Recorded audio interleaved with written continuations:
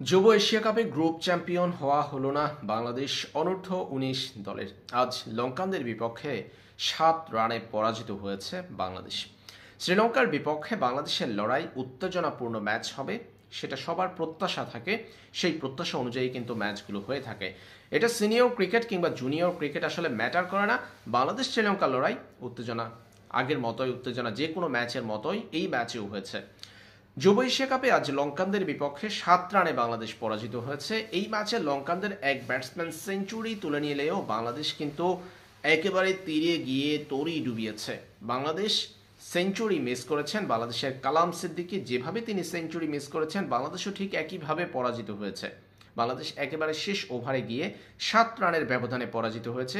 কালাম Siddiqui ৯৫ run করেছেন, ৫ রানের আক্ষেপ নিয়ে ফিরতে হয়েছে। ৫ রানের জন্য তিনি সেঞ্চুরিটা মিস করেছেন। এর আগ পর্যন্ত তিনি দুর্দান্ত ব্যাটিং করেছিলেন।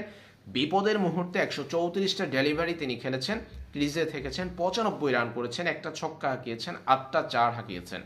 দারুণ ক্লাসিক্যাল ব্যাটিং করতে আমরা দেখেছি কালাম সিদ্দিকীকে, কিন্তু শেষ পর্যন্ত তিনি কিন্তু সেঞ্চুরি পূর্ণ করতে পারেননি। বাংলাদেশের এই হারের পিছনে সবচেয়ে বড় একটা কারণ রয়েছে। লঙ্কানদের সঙ্গে বাংলাদেশের পার্থক্য কোথায় হয়েছে সেটা হলো এই ম্যাচে বাংলাদেশ ৪টা রান আউটের শিকার হয়েছে। কল্পনা করা যায় একটা ম্যাচে একটা স্পেসিফিক দল ৪টা রান আউট, সেই দলের ৪টা রান আউট। বাংলাদেশের ৪ ব্যাটসম্যান রান আউটের শিকার হয়েছেন। এখানে দুটা জিনিস স্পষ্টভাবে বোঝা যাচ্ছে। একটা, লঙ্কানদের দুর্দান্ত ফিল্ডিং, আর বাংলাদেশের ব্যাটসম্যানদের মধ্যে দ্বিধাদ্বন্দ্ব, বাংলাদেশের ব্যাটসম্যানদের কনফিউশন। এই জায়গাতে বাংলাদেশ এবং শ্রীলঙ্কার ম্যাচে পার্থক্য গড়ে দিয়েছে, বাংলাদেশকে হারের দিকে ঠেলে দিয়েছে। একটা ম্যাচে বাংলাদেশ ৪টা রান আউটের শিকার, বাংলাদেশ ৪ ব্যাটসম্যান, বাংলাদেশের ৪জন ব্যাটসম্যান রান আউটের শিকার হয়েছে। এই জায়গাতে লঙ্কানদের বিপক্ষে বাংলাদেশের ব্যাটিংয়ে একটা পার্থক্য হয়ে গেছে। সেই পার্থক্যটাই মূলত শেষ পর্যন্ত আর বাংলাদেশ কাটিয়ে উঠতে পারেনি, যার ফলে একেবারে শেষ ওভারে গিয়ে ৭ রানে পরাজিত হয়েছে বাংলাদেশ। যাই হোক, শ্রীলঙ্কার বিপক্ষে এই হার বাংলাদেশকে কোনো কিছুতে বাধাগ্রস্ত করতে পারেনি। গ্রুপ পর্বে দ্বিতীয় দল হিসেবে কিন্তু ঠিকই সেমিফাইনাল নিশ্চিত করেছে বাংলাদেশ। যুব এশিয়া কাপের সেমিফাইনালে উঠে গেছে টাইগাররা।